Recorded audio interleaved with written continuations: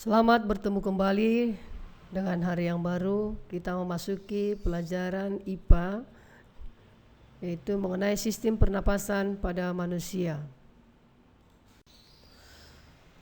Pengertian dari pernapasan atau respirasi itu pertukaran gas antara makhluk hidup dengan lingkungannya.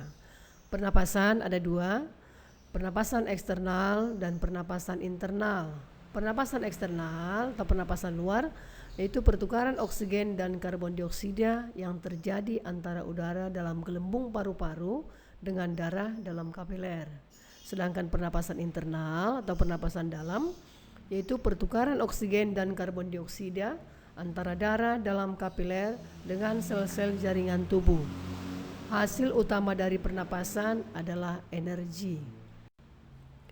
Sistem pernapasan terdiri daripada organ-organ pernapasan. Lihat gambar berikut.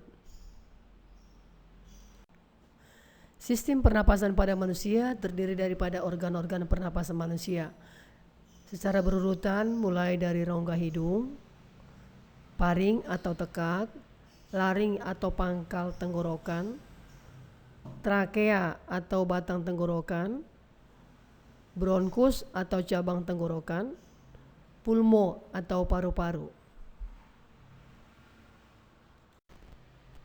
Rongga hidung merupakan jalan masuknya oksigen untuk pernapasan dan jalan karbon dioksida serta uap air sisa pernapasan. Udara yang masuk ke hidung akan mengalami 3 proses, yaitu yang pertama penyaringan, penghangatan, dan pengaturan kelembapan. Penyaringan udara dan debu-debu yang masuk bersama udara dilakukan oleh rambut dan selaput lendir yang ada di dalam rongga hidung. Yang kedua, paring. Perhatikan gambar paring, berbentuk seperti tabung corong, berfungsi sebagai jalannya udara dan makanan. Merupakan persimpangan antara rongga hidung ke tenggorokan atau saluran pernapasan dan rongga mulut ke kerongkongan atau saluran pencernaan makanan.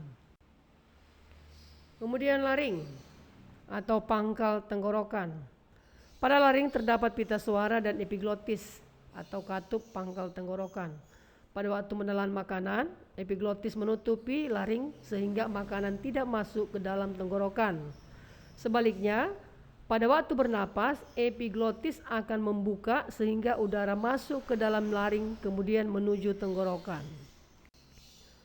Yang berikutnya yaitu trachea, batang tenggorokan. Perhatikan gambar, berbentuk seperti pipa, terletak memanjang di bagian leher dan rongga dada.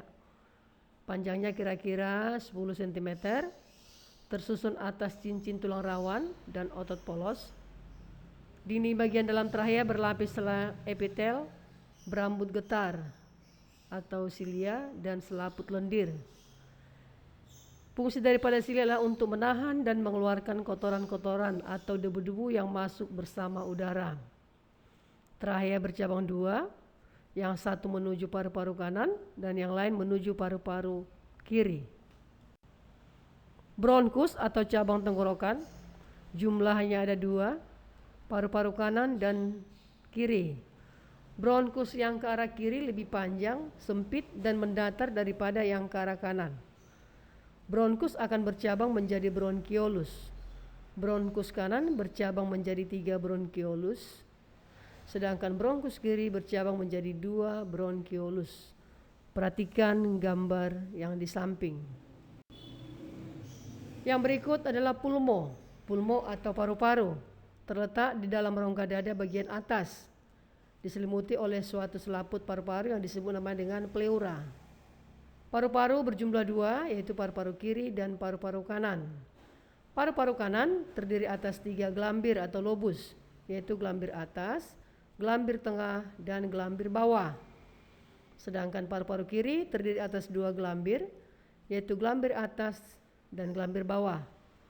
Kapasitas maksimal paru-paru berkisar sekitar 3,5 liter. Setelah mempelajari materi yang di atas, kita mengerjakan latihan soal di bawah ini. Pertama, gambarkan dan jelaskan penyusun sistem pernapasan manusia serta fungsinya. Yang kedua, apa yang dimaksud dengan istilah bronkus, bronkiolus, dan alveolus?